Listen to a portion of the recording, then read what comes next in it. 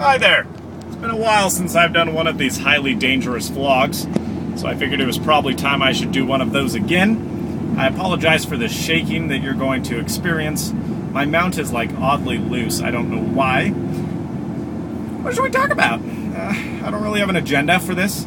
Today on TSIG you're going to see the video review of the Spider Arctic 3 from wickedlasers.com. It's a psycho little device. So look for that. I'm currently driving to my university for two things. I need a parking pass because school starts Monday, and I'm kind of scared. I'm really nervous for school. I'm super excited because I think it's going to be a lot of fun, but I'm kind of freaked out because, well,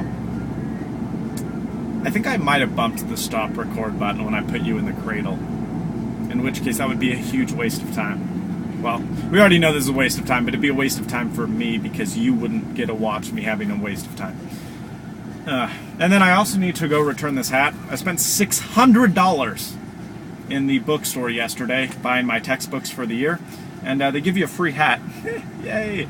And so my hat, I thought this was, I wasn't really paying attention because I was trying to get my books, but I thought the hat was a flex fit, because flex fit is should be the standard for hats. They should not allow you to make hats that don't have flex fit in it. I mean, that's how good flex fit is. And so I just grabbed this, but it's not flex fit, it's fitted. And I think it's made for midget people, so very small noggin. My large cranium cannot fit inside of this hat, so I need to go get a new one. What else? Oh, I spent another $500 yesterday on what may be, you got pulled over by a motorcycle cop. Those are sketchy because you cannot tell. And this road is so easy to speed on, and I'll probably speed every morning on my way to school. Actually, you won't, because it's like back-to-back, bumper-to-bumper. It literally, right now, on a good day, thanks for cutting me off, douchebag, I think that it should take, on average, the amount of time, if you drove the speed limit and there was very little congestion, you should be able to get from my house to the university in 10 minutes. On a Monday morning, Tuesday morning, Wednesday morning, every day there's school, it takes about 45 minutes to an hour, depending on when you leave. That's ridiculous. And so you can't really speed on this road, which is good. On the way home you can, since everyone leaves school at different times. But anyway, what else? Oh yeah, so I spent $500 yesterday on what may be the worst use of $500 ever.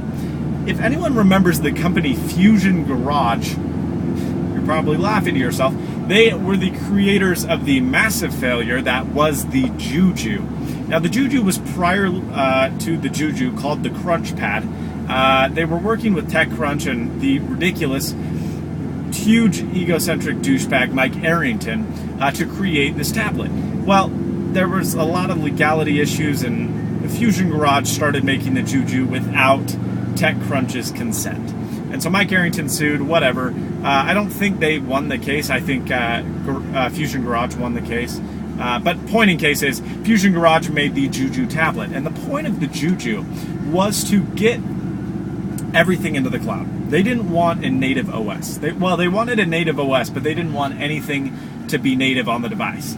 All your music, all your apps, everything was in the cloud. It was all based on the web. So, I mean, you wanted to launch an app, you didn't go get it from the App Store, you opened this little button and it opened the web browser. This was essentially a really fancy web browser in a tablet. And not only was an OS a massive failure, super buggy when it shipped, but it also didn't make sense because they didn't ship a 3G model. So this was only useful when you were in a Wi-Fi, because when you weren't in a Wi-Fi zone, you could not do a single thing on this tablet. So it was a huge, massive failure, and I mean, it really was... It was a big failure on Fusion Garage's part. Well, I think they reconsidered their strategy of mobile devices and they moved to Android. They are releasing two devices, the Grid 4 and the Grid 10. The Grid 4 is a smartphone with decent specs. It has a Snapdragon processor, 512 megabytes of RAM. It's actually a little bit behind its time, but we'll see if it works out. The tablet is actually quite powerful. It runs a Tegra 2 processor, 1.2 gigahertz dual-core processor, so that's nice. I mean, that's a good processor. I think it has a gigabyte of RAM. If it doesn't have a gigabyte, it has 756 megabytes. So impressive specs. It's got apparently a gorgeous screen. Not as high quality as a Retina display, but it's better than the current iPad. So I'm excited for that. Again, it runs Android, but it's totally custom skinned, and they call it Grid OS. And this could be a massive failure, and I may end up loading CyanogenMod onto it. By the way, I bought the tablet, $500 for the 16 gigabyte model. We'll see if it might be a huge mistake, and I might be returning it. But the OS is Android, but it does not look anything like Android. I mean, it's really slick. It looks beautiful. Go to FusionGarage.com and watch some of their demos. You'll be impressed, as I was, on how well Fusion Garage made this tablet turn out, because I was really skeptical and still am. But I'm confident enough that I'll spend $500 on it and I won't be totally disappointed. I think it will. It's not going to be an iPad, but I think it's going to be really nice, and I think it will run Android well. I mean, it's a new version of Android. It's not honeycomb, it is gingerbread, so that is one thing to note. But we'll see how it works out. Actually, no, I take that back. It might be honeycomb. It might be.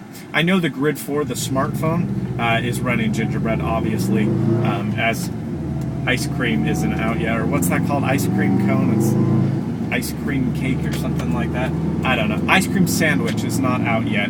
And I think the tablet might be running gingerbread. I honestly don't remember. I should probably check.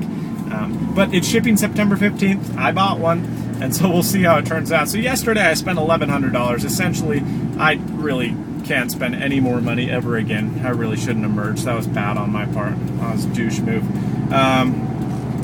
Speaking of douches, I was stuck behind a guy that was terribly slow. Snazzy Subi is giving out. Did you just feel that clutch lag? This is a great car. I love this car. I've always liked it.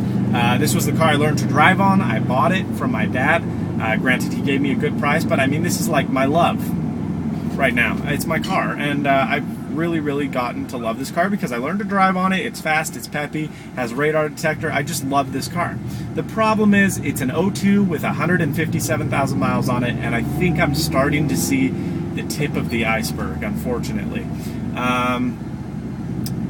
It had a radiator problem about 5,000 miles ago, and it wasn't a problem. It was a $200 fix, and it works great now. But the clutch is starting to give out, and the car is probably only worth $5,000 to $7,000 with that many miles on it. It's in excellent condition. The body is perfect. The interior is absolutely perfect. I have leather aftermarket seats. It has Cobb Stage 2 turbo. I mean, this really is it's a tricked out car, and I think I can get $7,000 out of it simply because of how nice it is and how good condition it's in. But it does have 157,000 miles on it. I almost crashed. That would take the value down quite a bit, wouldn't it? Don't drive and vlog, people. I don't get... Okay, that dude, can I, like, sidetrack for a second? That dude had a leaf blower, and he was blowing around the mulch from the lawnmower. If you're going to do that, why not just bag it, idiot? Anyway, yeah, so...